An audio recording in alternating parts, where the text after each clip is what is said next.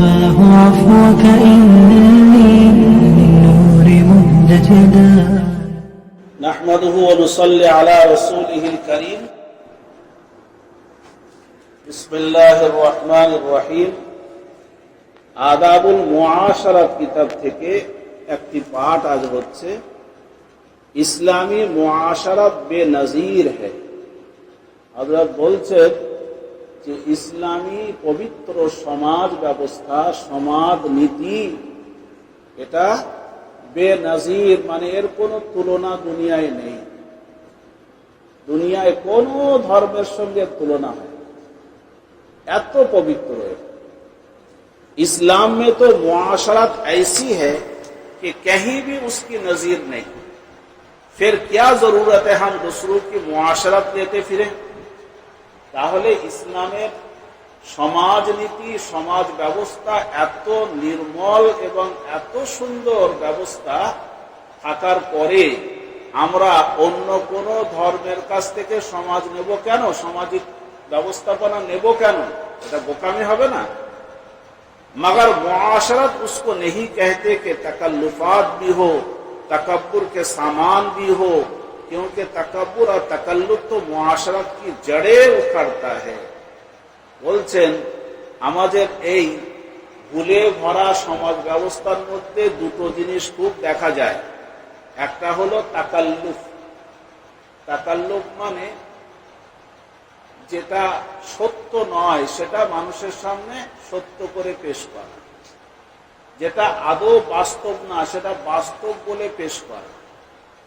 যেমন কেউ বাড়িতে এলো, তার মেহমানদারি করতে হবে, তা আমার বাড়িতে আমি যেটা খাই যেমন ব্যবস্থা ওর মধ্যেই ভালো ব্যবস্থা করব, কিন্তু আমি তার জন্য কি করলাম, ধার দেনা করে এমন এমন ব্যবস্থা করলাম যেন সে মনে করে সত্যি আমি বড় ধনী, সত্যি আমি বড় অমুক তমুক। এটা বানাওয়াটিয়া, বানিয়ে বানিয়ে কোনো জিনিসকে ফাঁপিয়ে তোলা, এটা হলো কি তাকাল্লুফ। তাকাল্লুফ এই জিনিসটা আমাদের সমাজে আছে, ভালোই আছে।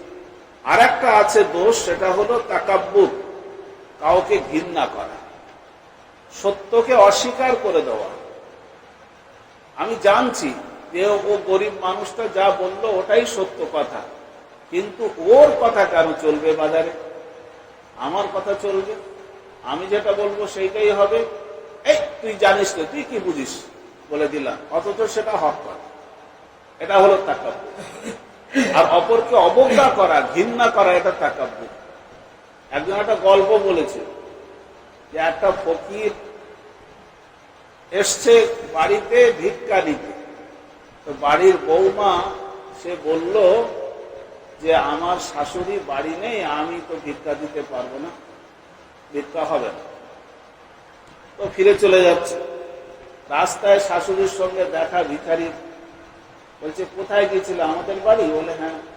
দেয়নি কিছু? বলে না, বৌমা বলল যে হবে না, শাশুড়ি বাড়ি নেই। বলে এসো আমার সাথে। ও ডেকে নিয়ে গিয়ে বারান্দায় উঠে বলছে যাও, ভিক্ষা হবে না। বলে সে কি হলো, ও দিল না, তুমি ডেকে নিয়ে এসে বলছে ভিক্ষা হবে না। বলছে ভিক্ষা হবে না এই কথাটা বলা বৌমার কাজ না, ওটা আমার কাজ, আমি বলবো, ও কেন? এই যে অহংকার, হ্যাঁ, এই যে অহংকার শেষ হয়ে গেল সমাজে, আছে না নেই সব? হ্যাঁ, তাই বলছেন এই দুটো জিনিস সামাজিকতার মধ্যে আমরা ঢুকিয়ে রেখেছি আমাদের এই নোংরা সমাজে। বলছেন এই দুটো গোনা এবং পাপ আমাদের সমাজকে কলুষিত করে দিল। হযরত বলছেন পবিত্র কি করে হবে? इसलिए कि मुतकब्बिर दूसरों से बड़ा बनकर रहता है, যে অহংকারী সবসময় নিজের বড়ত্ব দেখায়। फिर दूसरों के साथ मुसावात और हमदर्दी कैसे करेगा? তাহলে অপরের সঙ্গে ভ্রাতৃত্ব বন্ধন, তার সঙ্গে খুব ভালো ব্যবহার করা, নম্রতা দেখানো, এটা কখনোই সে করতে পারবে? তাহলে সমাজ পবিত্র হবে কি করে, মুআশারাত কি করে আসবে? इस्लाम में मुआशरत की तालीम इस तरह दी गई है जिससे इंसान में तवाज़ु पैदा हो। বলছেন ইসলামে কিন্তু পবিত্র সমাজ ব্যবস্থার মধ্যে একটা বৃহৎ অংশ হলো বিনয়ী হতে হয়। তবেই ইসলামী পবিত্র সমাজটা মানুষকে দেওয়া যায়। বিনয়ী হতে হবে, নম্রতা হতে হবে আমার মধ্যে। और तजुर्बा कर लिया जाए बेदून तवाजु के हमदर्दी व इत्तेफाक पैदा नहीं हो सकता।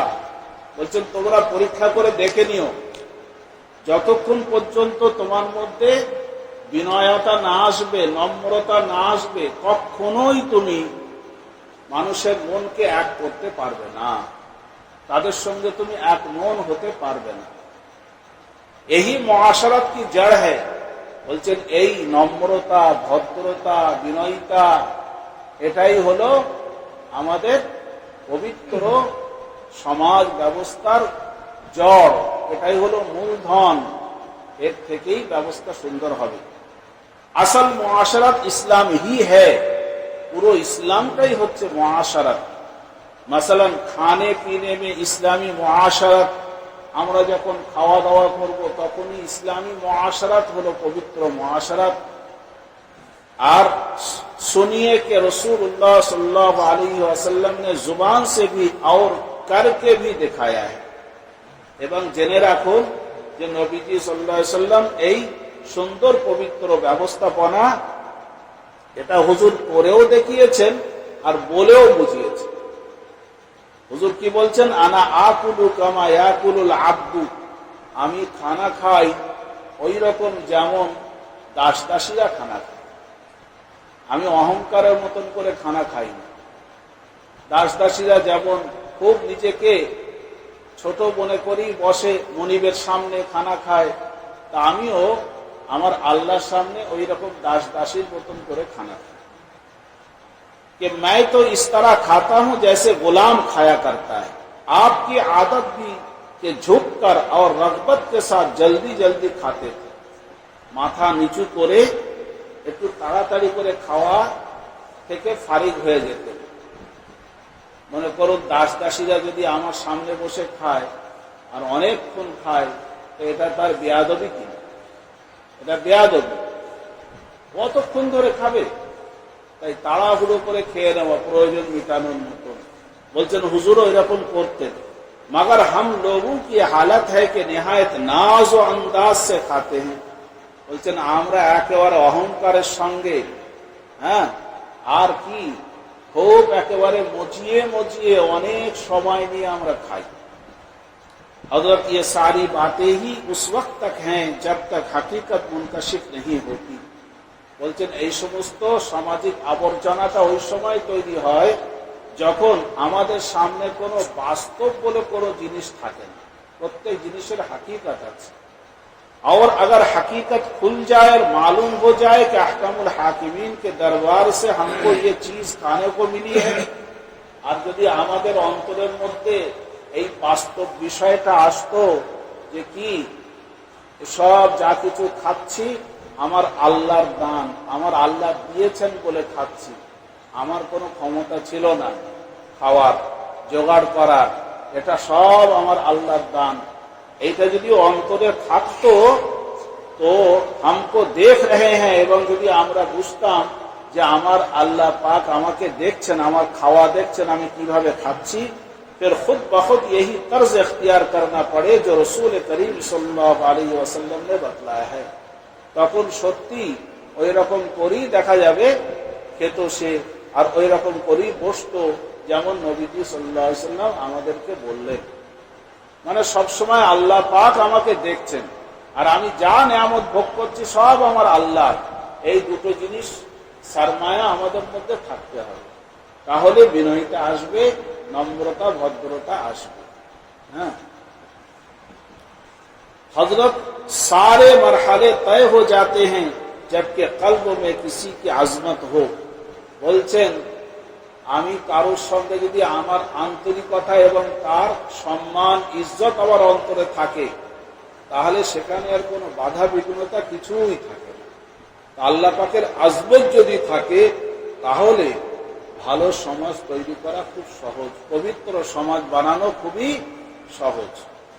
बस फर्क यह है कि हम लोग ये बात नहीं देखते कि अल्लाह ताला देख रहे हैं, বাস এইটাই পার্থক্য, যে আমরা যখন কাজ করি কোনোদিন ভাবি না যে আমার আল্লাহ আমাকে দেখছে।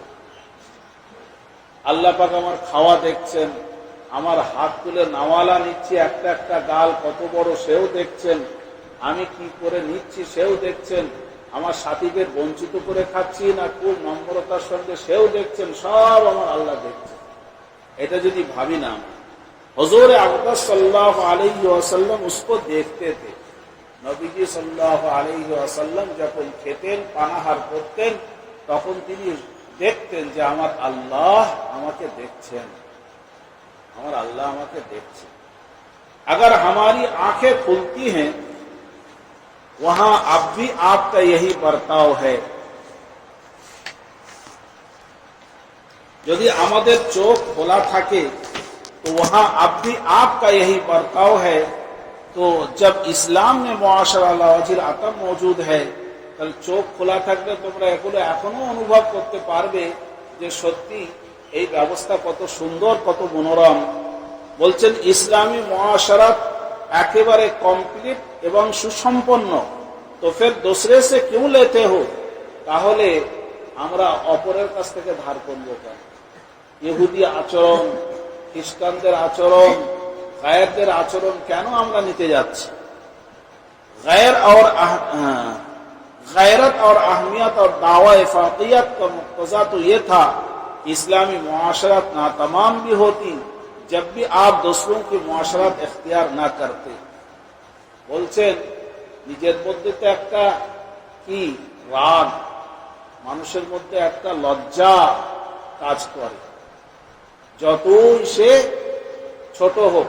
একটা গরিব, তারও একটা সম্মান আছে, সম্মান আছে। ধনী লোকের কাছে সে সবসময় নিজেকে অপদস্থ করতে পারে না, হয় না। তো বলছেন আমাদের নবীজির সমাজ ব্যবস্থা যদি আনকমপ্লিট হতো, পুরোপুরি যদি নাও হতো, তবুও আমাদের লজ্জা এবং আমাদের শরম হওয়া উচিত ছিল যে অন্যর কারোর কাছ থেকে ধার করব না। যা আমার আছে, যা আছে ওইটাই আমার সম্পদ। আমি অন্য কারোর কাছ থেকে কোনো রকম কিছুই ধার করব না। আমার নবীজি যা শিখিয়েছেন সে কমপ্লিট হোক আর না হোক, কিন্তু আমি অন্য জায়গায় যাব না। এটা তো হওয়া উচিত ছিল।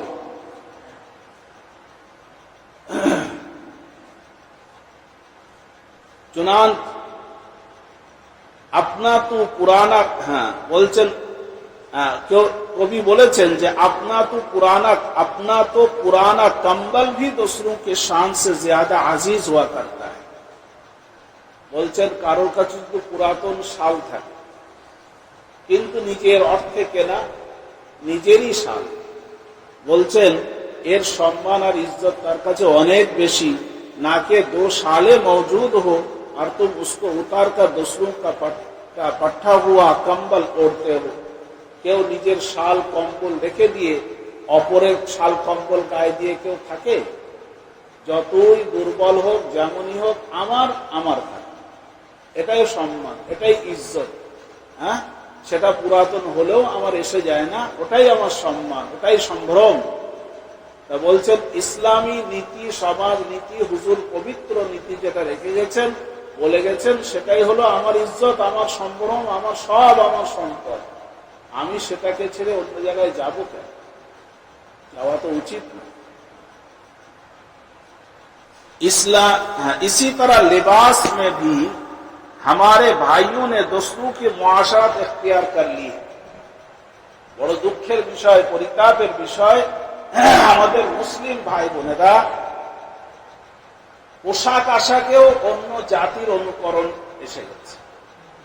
ইসলামী পোশাক বাদ দিয়ে তারা অন্য সম্প্রদায়ের, অন্য জাতির পোশাক ব্যবহার করছে। দেখুন আমাদের বাড়ির ছেলে মেয়েরা সব রেডিমেড পোশাক, আর রেডিমেড নিশ্চয়ই সুন্নত তরিকায় হয় না, সব কি বেসারা তরিকায় কেন আর করছে।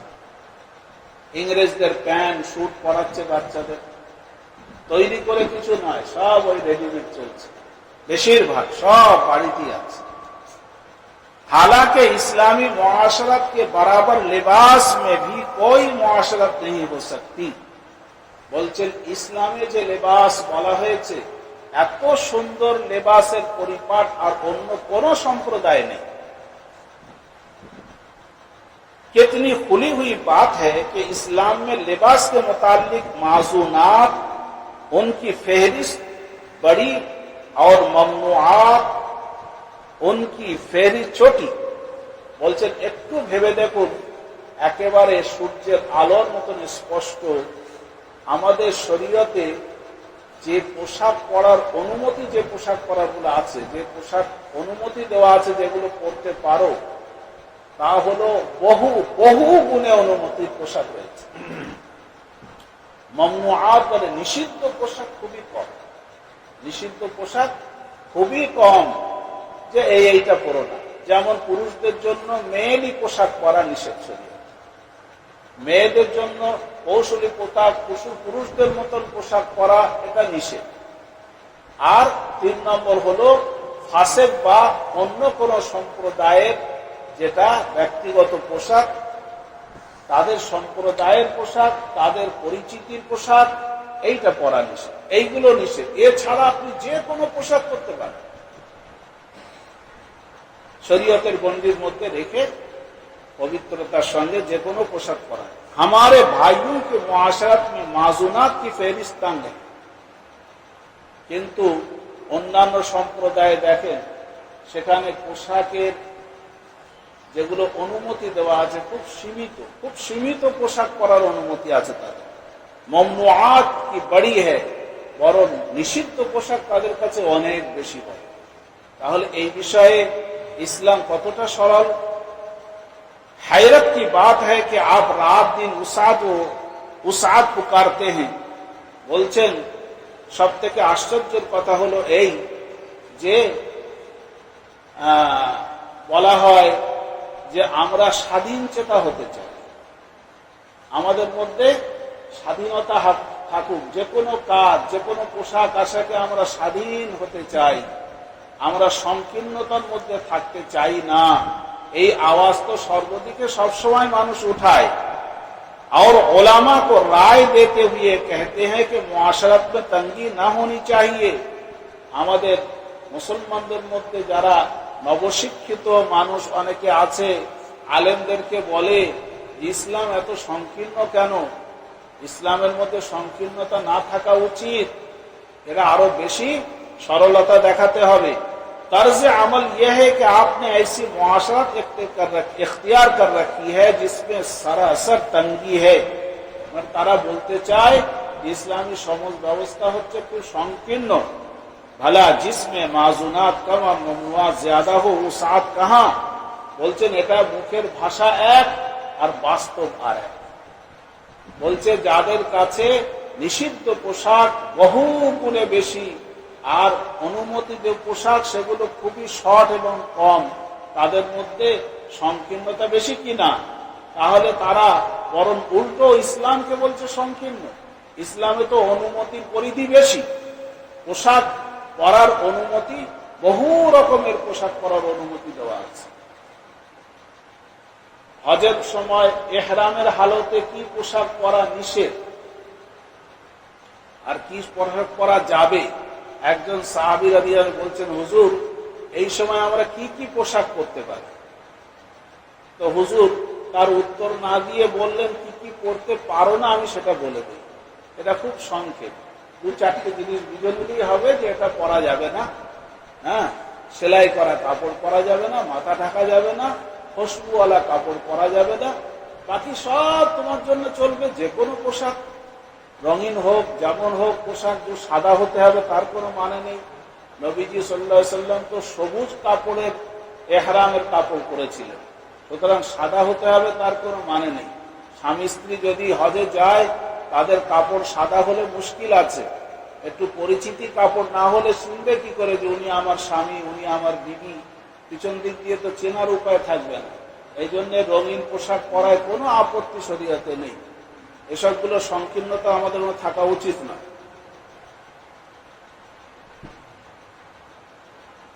आप खुद ही तो एक कायदा बनाते हैं कि उसात होनी चाहिए, আর আপনারাই বলছেন যে খুব স্বাধীনতা দরকার পোশাকের বিষয়ে, और खुद ही उसको तोड़ते हैं। কিন্তু বাস্তব তো তোমাদের উল্টো। তোমরা স্বাধীনতা দাও না, বরং কয়েকটা পোশাকের মধ্যে সীমিত করে রেখেছো মানুষকে।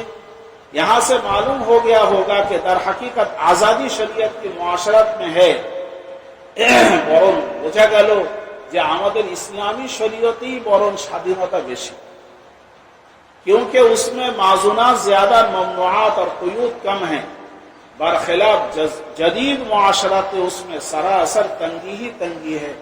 এই নব সমাজ যেটা আমাদের কাছে এসছে, মানুষ যেদিকে ঢলে পড়ছে, এতে সংকীর্ণতাই সংকীর্ণতা। ये लोग उस वक्त तक खा नहीं सकते जब तक कुर्सी और मेज ना हो।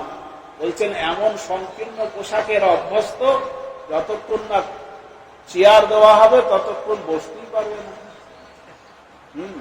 কোথাও গিয়ে যে বসবে নিচে, না চেয়ার নিয়ে এসো, টেবিল ছাড়া খেতেই পারবে না। हम लोग पलंग पर खा लेते हैं, बिस्तर पर खा लेते हैं, बोरिए पर खा लेते हैं। আর ইসলাম কত সরল, কত বিস্তর এবং কত এর মধ্যে স্বাধীনতা রয়েছে। নিচে বসেও খেতে পারি, আবার খাটে বসেও খেতে পারি, সব জায়গায় খেতে পারি আমরা। বলকে জমিন পর ভি খা লেতে হ্যাঁ, কোনো বিস্তারা না হয়ে শুধু মাটিতে বসেও খেতে পারি। कोई कायद नहीं, আমাদের এখানে তো কোনো সংকীর্ণতা নেই। বতলায়ে আজাদি কি হালত কোন है। এবার তোমরাই বিচার করে বলো যে স্বাধীনতা কোথায় বেশি, ইসলামে না অন ইসলামিক সমাজ। अल्लाह इस लिबास से ज्यादा किया जेल खाना होगा।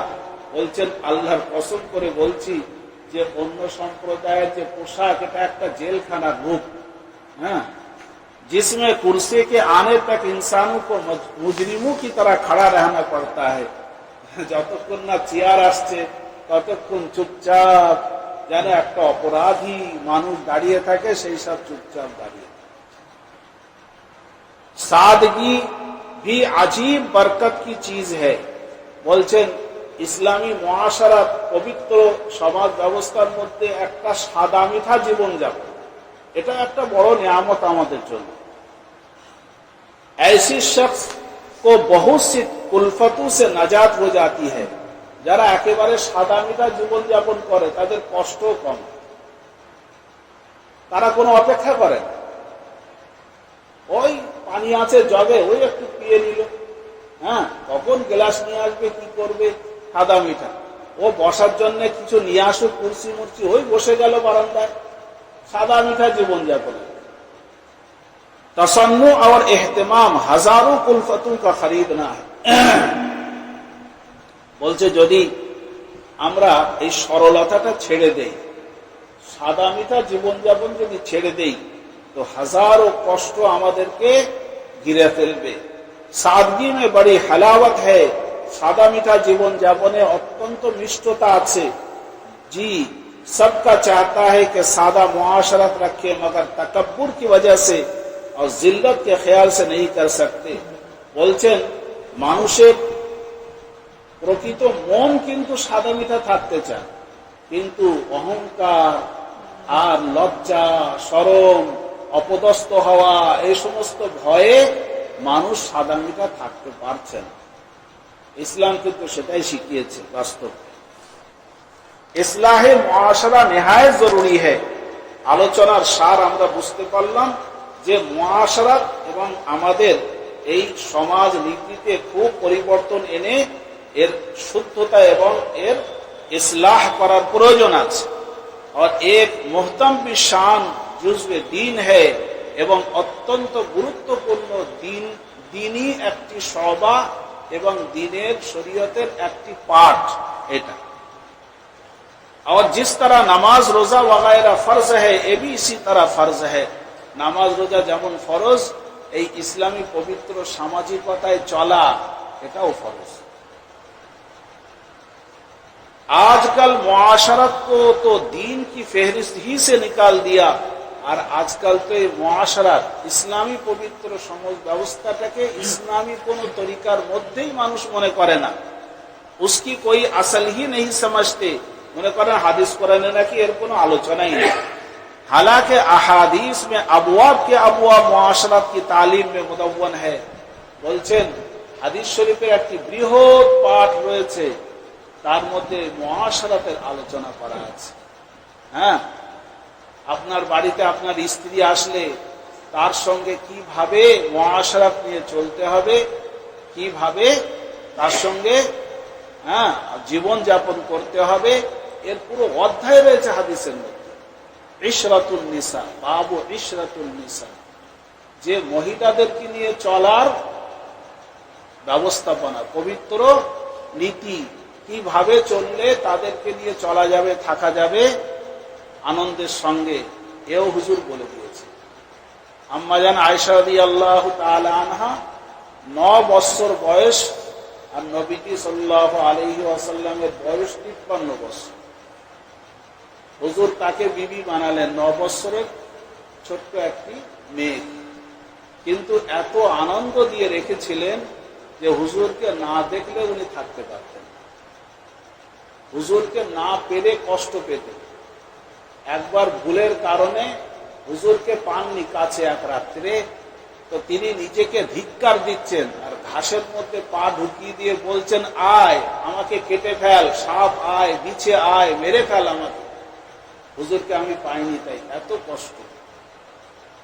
তাহলে কতটা আনন্দ দিয়ে হুজুর রেখেছিলেন তাকে, তবেই সে এত মুগ্ধ হয়েছে হুজুরের প্রতি। একবার হুজুর বাড়িতে এসে দেখছেন যে দেয়াল, যে আলমারি থাকে তার উপরে পর্দা দেওয়া আছে, হাওয়ায় উড়ে গেছে পর্দা, আর দেখছেন যে একটা ঘোড়া আছে, এই তুলো তুলো কাপড় দিয়ে ঘোড়া তৈরি। তো বলছেন, আয়েশা এটা কি? বলে এটা ঘোড়া। তো বলছে, ঘোড়ার আবার পাখনা দেখছি? বলছে, আপনি জানেন না, মনে হয় সুলাইমান আলাইহিস সালামের একটি ঘোড়া ছিল, তার পাখনা ছিল, সেই ঘোড়া। হুজুর হেসে ফেললেন। তাহলে এই ঘটনার দ্বারা বোঝা গেল যে আম্মাজান খেলনা ইত্যাদি সব বাড়ির থেকে নিয়ে হুজুরের বাড়ি এসছে। চিন্তা করা যায়, কারোর বিবি বাড়ির থেকে খেলনা আনলে এখন আর কেউ সহ্য করবে? হ্যাঁ, অথচ তিনি নবীজির বাড়িতে বাড়ির খেলনা সব নিয়ে এসছে, আর খেলতো না উনি। একবার হুজুর এসে দেখছেন যে খেলা করছে, আর আশেপাশের মেয়েরা ওনার সঙ্গে খেলা করছে, আর হুজুরকে দেখি ছুট সব এদিক ওদিক। হুজুর আবার সব ধরে নিয়ে আসলেন, এই আয় আয় আয় খেলবি, সব বসিয়ে আবার খেলায় দিয়ে। হুজুর নিজের কাজ করছেন, উনি খেলছেন। এই হলো মুআশারা। পারবো আমরা? যার কারণেই তো আজ স্বামী স্ত্রীর মধ্যে মিল নেই। আমাদের স্বামী স্ত্রীর বন্ধনে নবীজি সাল্লাল্লাহু আলাইহি ওয়াসাল্লাম বলছেন, বিবাহ বন্ধন ইজাব কবুল, এত মোবারক বরকতময় বন্ধন যে দুটো মনকে এক করার মতন এত সুন্দর আর ব্যবস্থাপনা কোথাও নেই। মহব্বত এবং ভালোবাসার এই বন্ধন, কিন্তু সেটাকে আমরা তেতো করে রেখেছি আমাদের বোকামির কারণে। নবীজি সাল্লাল্লাহু আলাইহি ওয়াসাল্লামের পবিত্র এই সমাজ ব্যবস্থা, সমাজ নীতি আর হুজুরের এই পবিত্র সুন্নতকে ছেড়ে দেওয়ার কারণে আজ আমাদের এই অবস্থা।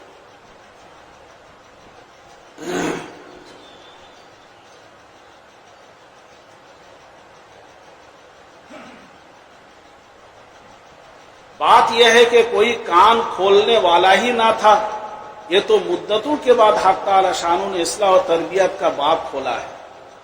বলছেন, অনেক দিন ধরে এই সমস্ত মুআশারাতের কোনো আলোচনাই হয়নি। আল্লাহ পাক চেয়েছেন, তাই এই বিষয় নিয়ে আলোচনা করার এখন সুযোগ হয়েছে। সুতরাং এটা আমাদের ধরে নিতে হবে, ইসলামী সুন্দর পবিত্র সমাজ ব্যবস্থাটা ধরে নিতে হবে। হাদিস শরীফে এসছে, নিজের বিবির কাছে যে ভালো সেই প্রকৃত ভালো।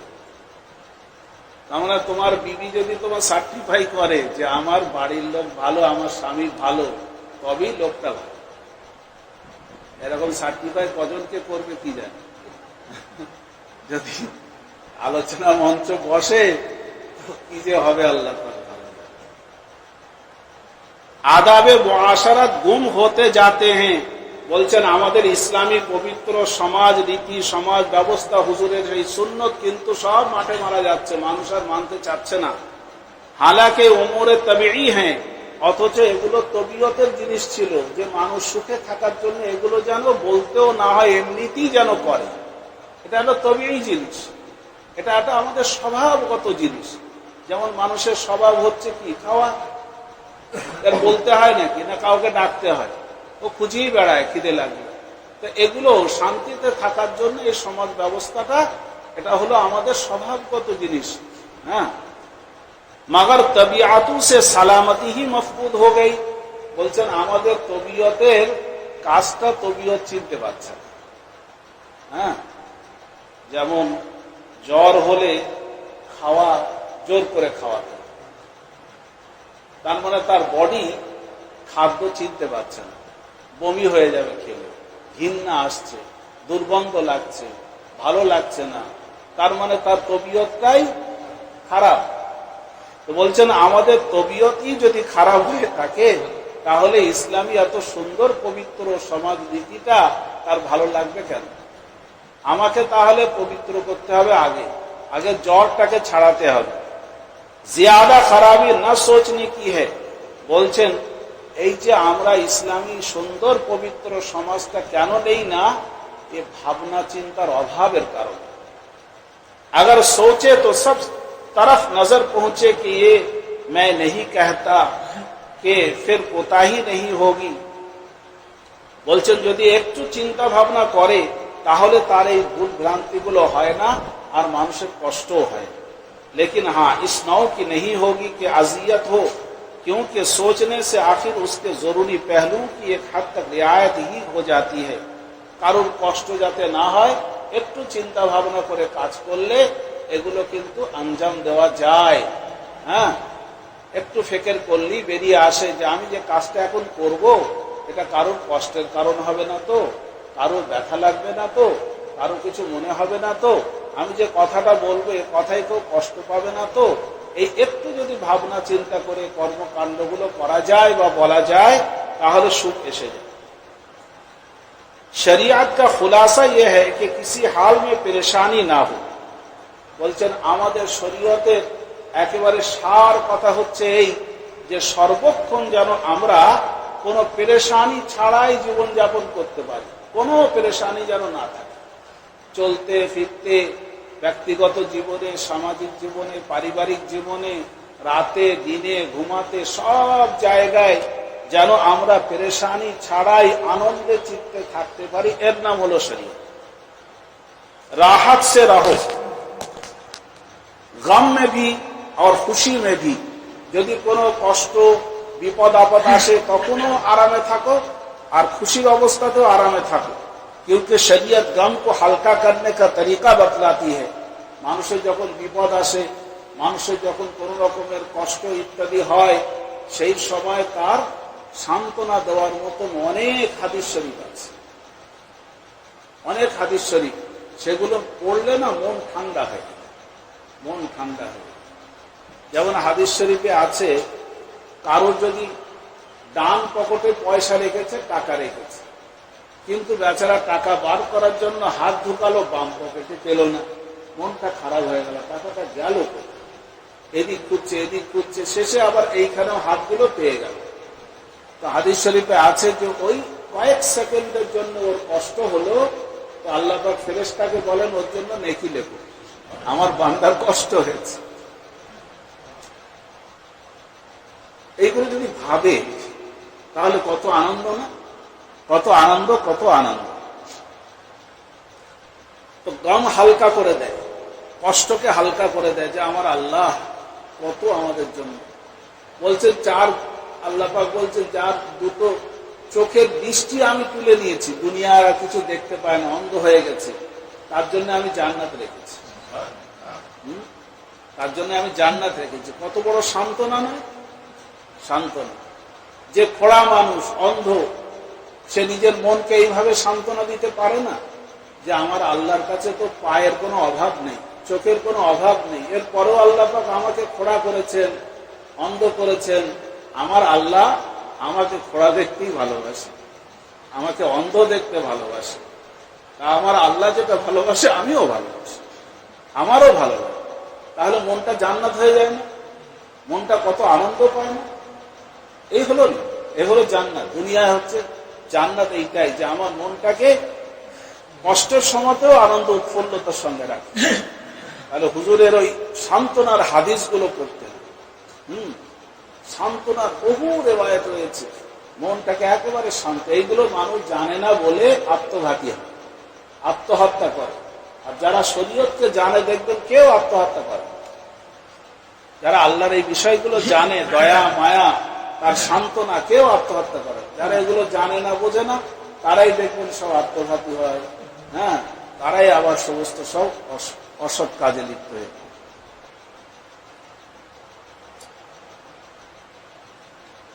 और राहत के मुतालिक ऐसे उमूर की तालीम देती है जिससे असबाब राहत में तरक्की हो, असबाब राहत में तरक्की हो, जवाल ना हो। এবং এমন এমন শরীয়ত আমাদেরকে পরামর্শ দেয় যে আরামে রাখা বা আরামে থাকার সমস্ত ব্যবস্থাপনা আরো সুন্দর করে দেয়। হ্যাঁ, সেগুলো বরং কখনো যেন হাতছাড়া না হয়। अगर सही उसूल का इत्तेबा किया जावे तो कोई भी परेशानी नहीं। যদি শরীয়তের মূল নীতিগুলোকে আমরা সামনে রেখে এগিয়ে যাই তাহলে কোনো জায়গায় কোনো পেরেশানি হবে না।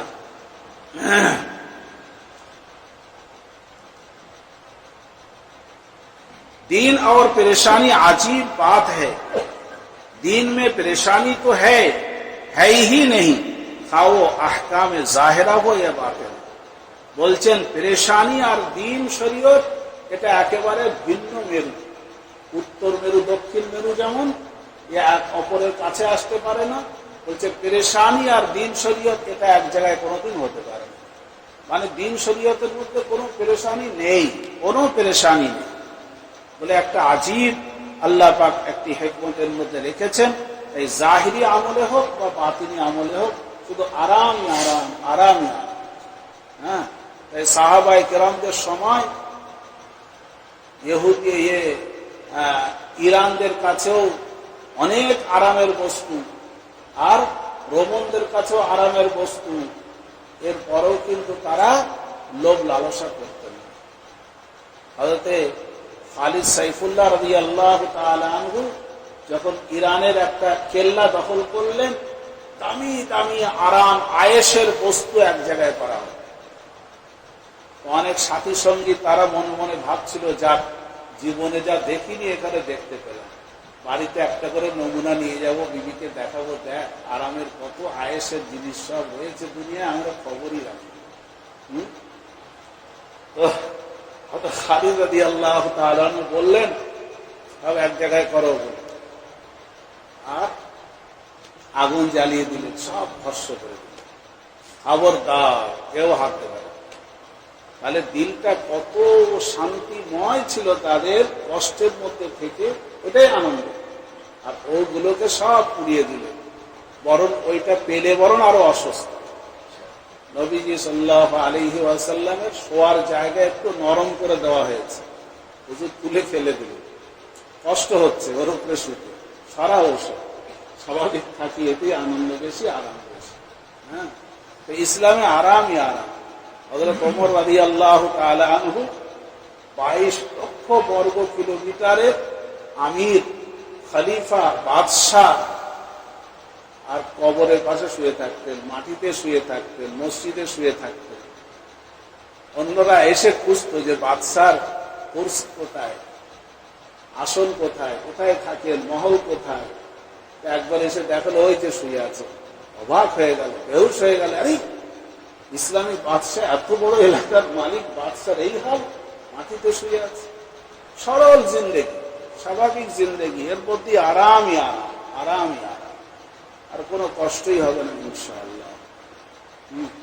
আল্লাহ পাক আমাদের এই পবিত্র নবীজি সাল্লাল্লাহু আলাইহি সাল্লামের সুন্নতি আর পবিত্র এই সমাজ ব্যবস্থা যেন আমরা সর্বদা এই নিয়ে চলতে পারি। সবসময় এটা প্রয়োজন, ব্যক্তিগত জীবনেও প্রয়োজন, আর পারিবারিক জীবনে প্রয়োজন, সমাজে প্রয়োজন।